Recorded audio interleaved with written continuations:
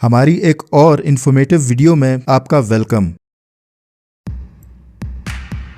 United States of America کا صدر دیگر سربراہان یا صدور مملکت کی طرح ایک اہم اور وی آئی پی شخص ہوتا ہے، بلکہ باقی دنیا کی نظروں سے اگر دیکھیں تو وہ ایک اہم ترین شخص ہوتا ہے۔ جب کوئی دنیا کا سب سے اہم صدر ہو تو obvious سی بات ہے کہ اس کے زیادہ دشمن بھی ہوں گے، نہ صرف اندرون ملک بلکہ بیرون ملک بھی اس کے بہت سارے دشمن ہوں گے۔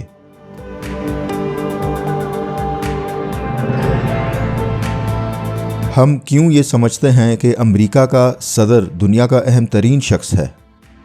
وہ اس لیے کہ امریکی صدر صرف ایک ٹویٹ کر کے خام تیل کی مارکیٹس کو کریش کروا سکتے ہیں۔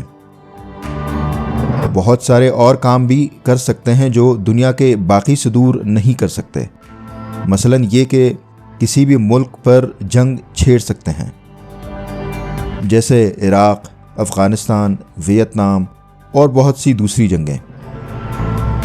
ہو سکتا ہے کہ وہ بعض ممالک کی نظر میں اہم نہ بھی ہوں، مگر اپنے ملک کے لیے وہ سب سے اعلیٰ شخصیت ہیں۔ یہی وجہ ہے کہ ان کی حفاظت کے لیے کوئی کسر اٹھا نہیں رکھی جاتی۔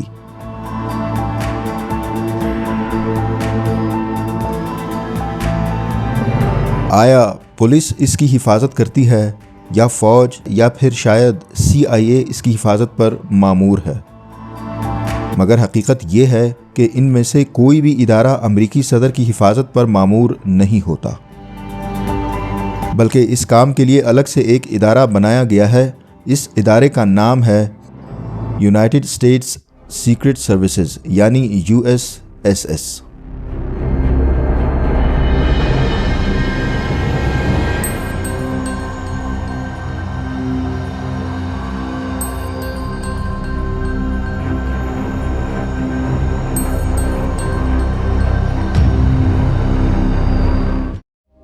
یہ سیکرٹ ایجنسی پوری شدت سے امریکی صدر کی حفاظت کرتی ہے۔ آپ کے خیال میں جب ان کا پریزیڈنشل ٹینیور ختم ہو جاتا ہے تو انہیں آزاد چھوڑ دیتے ہیں؟ نہیں، ایسا نہیں، بلکہ ایک بار یہ امریکی صدر بن گئے پھر قبر تک ان کی اور ان کی فیملی کی حفاظت اس ادارے کی ذمہ داری ہوتی ہے۔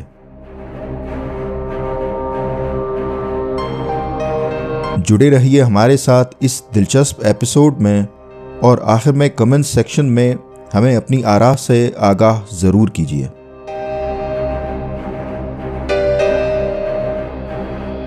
USSS کی 150 سالہ پرانی تاریخ ہے۔ USSS نے 1865 سے کام کا آغاز کیا۔ سال 1865 امریکی تاریخ میں انتہائی اہمیت کا حامل ہے، کیونکہ اسی سال امریکہ میں خانہ جنگی کا خاتمہ ہوا اور ابراہم لنکن امریکہ کے صدر ہیں۔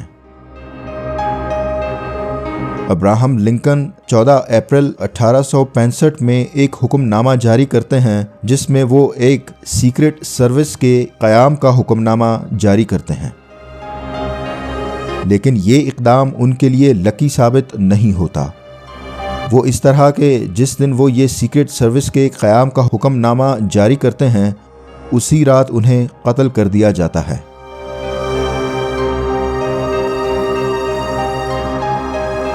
آپ سوچ رہے ہوں گے کہ ان کے سیکرٹ سروس کا قیام کا مقصد ان کی اپنی حفاظت تھی، تو ایسا نہیں ہے۔ اس سیکرٹ سروس کے قیام کا مقصد امریکی صدر کی حفاظت کرنا منظور نہ تھا، بلکہ ان کا مقصد امریکی کرنسی یعنی ڈالر کی حفاظت کرنا تھی۔ ایسا اس لیے کہ ان سالوں میں یعنی خانہ جنگی کے فوراً بعد زیر گردش امریکی کرنسی کا 1/3 حصہ جعلی نوٹس پر مشتمل تھا۔ یہ جعلی نوٹس کوئی اور نہیں بلکہ خود ملکی عناصر بنا رہے تھے۔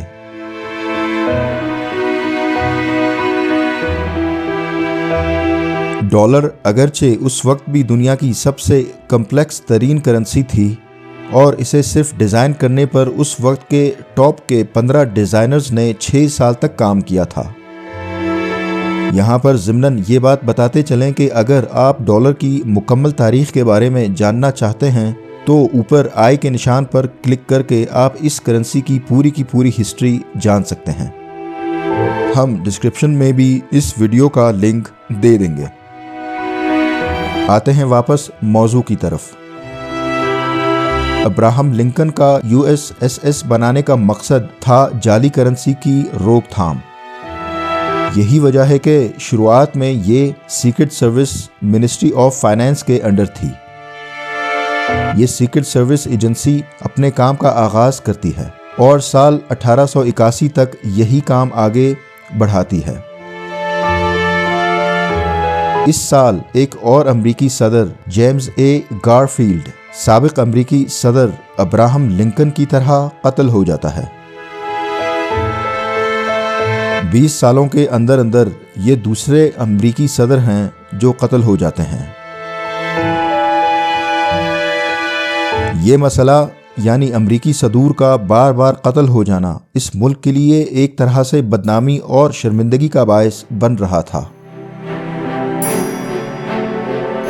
جب امریکی پریزیڈنٹس پر اٹیکس کے واقعات بڑھنے لگے تب سوچ بچار کے بعد USSS سے تقاضا کیا گیا کہ آپ اپنے وقت کا تھوڑا سا حصہ امریکی صدر کی حفاظت کے لیے وقف کر دیں۔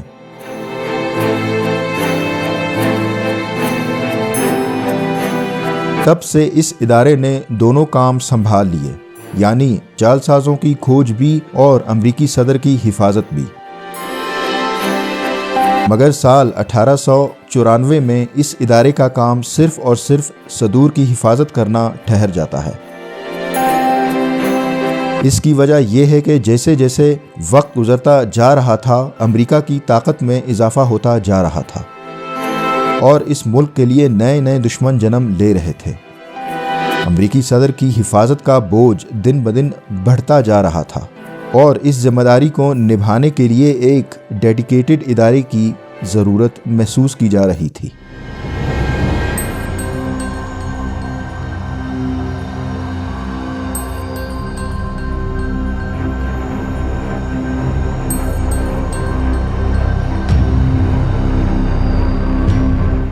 سال 1901 میں تھیوڈور روزویلٹ امریکہ کے 26ویں صدر کے طور پر منتخب ہوتے ہیں اور چاہتے ہیں کہ کچھ قوانین کو یکسر تبدیل کر لیا جائے۔ ان تبدیلیوں میں سے ایک یہ تھا کہ نہ صرف USSS کو مکمل طور پر صدر کے انڈر لایا جائے بلکہ اس کی طاقت کو بھی کئی گنا بڑھا دیا جائے۔ روزویلٹ کو ڈر تھا کہ امریکہ پھر سے خانہ جنگی کی طرف بڑھ رہا ہے اور ہر طرف انارکی ہوگی، اس لیے نہ صرف اس نے اس کی طاقت بڑھائی بلکہ اسے امریکہ کے سارے 50 اسٹیٹس میں پھیلا دیا۔ روزویلٹ نے USSS کے آفیسرز کی یہ ڈیوٹی بھی لگائی کہ سب 50 ریاستوں پر نظر رکھی جائے کہ وہ مرکز کی بنائی ہوئی پالیسیز پر عمل درآمد کو یقینی بنائیں۔ مزید یہ کہ تم یعنی سیکرٹ سروس ہی امریکہ کے کان اور آنکھ ہو۔ اگر اپنی ڈیوٹی صحیح طرح نبھاؤ گے تو یہ 50 ریاستیں اکٹھی رہیں گی اور امریکہ بھی قائم رہے گا، وگرنہ ہم انارکی کا شکار ہو کر ٹکڑوں میں بٹ جائیں گے۔ سال 1930 میں خزانے کی حفاظت کا ذمہ پھر سے USSS کے سپرد کر دیا جاتا ہے، جو کہ آج تک جاری ہے۔ آتے ہیں 1960 کی دہائی میں، جب مشہور زمانہ جان ایف کینیڈی بنتے ہیں امریکی صدر۔ کینیڈی سیکرٹ سروس کے شدید ترین مخالف ہوتے ہیں۔ ان کا کہنا تھا کہ یہ نہ تو ہمیں کسی سے بات کرنے دیتے ہیں اور نہ ہی ہم آزادانہ کسی سے مل جل پاتے ہیں۔ کینیڈی کو تکلیف مشہور امریکن ایکٹریس میریلن مونرے کی وجہ سے تھی۔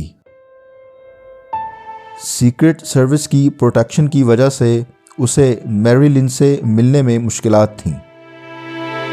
کینیڈی سیکرٹ سروس کی بات بالکل بھی نہیں مانتے تھے، بلکہ ایک طرح سیکرٹ سروس والوں سے ضد پکڑ لی تھی۔ مثلاً ایسے کہ اس وقت جب کولڈ وار کا زمانہ تھا اور ہر طرف سے دشمن کی یلغار تھی، وہ کنورٹیبل کار میں بیٹھ کر کھلے عام گھومتے تھے۔ یو ایس پریزیڈنشل کارز اصل میں اس طرح کی ہوتی ہیں، مکمل بند اور سیکرٹ سروس کی طرف سے فل انجینئرڈ۔ یہ کاریں بلٹ پروف تو ہیں ہی، بم اور ایکسپلوژن پروف بھی ہیں۔ آخر میں وہی ہوا جس کا ڈر تھا۔ ایک لنکن کانٹیننٹل میں ان پر حملہ ہوا اور ان کی جان چلی گئی۔ لنکن کانٹیننٹل کو اس حادثے کے بعد بھرپور شہرت ملی۔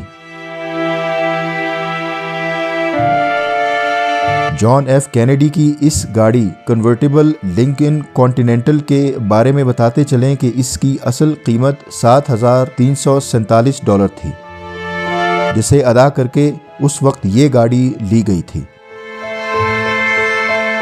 مگر سیکرٹ سروس کی جانب سے اس کی ماڈیفیکیشن پر ایکسٹرا $2 لاکھ کا خرچہ آیا تھا۔ 1971 تک سیکرٹ سروس میں خواتین کو بھرتی نہیں کیا جاتا تھا۔ 1971 کے بعد خواتین کو بھی ٹرین کر کے سیکرٹ سروس کا حصہ بنایا گیا۔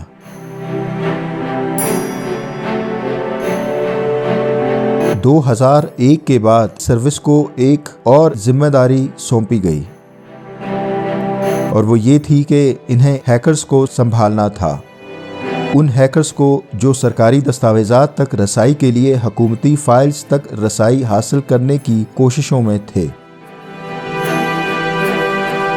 امریکہ میں بہت سوں کو سیکرٹ سروس بالکل بھی پسند نہیں، کیونکہ ان کے خیال میں اس کے اختیارات بہت زیادہ ہیں اور انہیں کنٹرول میں لایا جانا چاہیے۔ شاید آپ کے لیے باعث حیرت ہو، امریکی فوج میں ہائی رینکڈ جنرلز بھی اس سیکرٹ سروس کے مخالف ہیں۔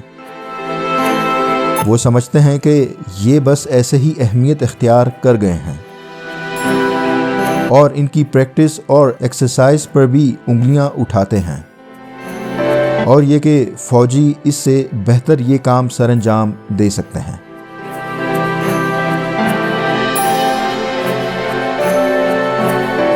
جیسا کہ ہم نے شروع میں بتایا کہ سیکرٹ سروس یا USSS کی ایک ذمہ داری امریکی صدور کو اور ان کی فیملیز کو پروٹیکشن دینا ہے، نہ صرف صدر بلکہ وائس پریزیڈنٹ اور ان کی فیملیز، اور اسٹیٹ گورنرز اور ان کی فیملیز کو بھی پروٹیکشن فراہم کرتے ہیں۔ ان سب کی پروٹیکشن صرف عہدے پر رہنے تک نہیں، بلکہ جب تک یہ زندہ رہتے ہیں لائف ٹائم تک ان کی حفاظت سیکرٹ سروس کی رسپانسبلٹی رہتی ہے۔ صدور کے لیے ایک مسئلہ یہ بھی ہے کہ ان کو زندگی بھر کار ڈرائیو کرنے کی اجازت نہیں ہوتی۔ امریکی صدر جارج بش کو ہی لے لیں، ان کی صدارت کا اختتام 2008 میں ہو گیا تھا، مگر تب سے اب تک نہ تو وہ گاڑی چلا سکتے ہیں اور نہ ہی اکیلے رہ سکتے ہیں۔ مطلب اگر گولف کھیلنے جاتے ہیں تو بھی سیکرٹ سروس والے ان کے ساتھ ہوتے ہیں، اور واک کرنے دوڑنے جاتے ہیں تب بھی 7-8 افراد ان کے آس پاس رہ کر دوڑتے رہتے ہیں ان کے ساتھ۔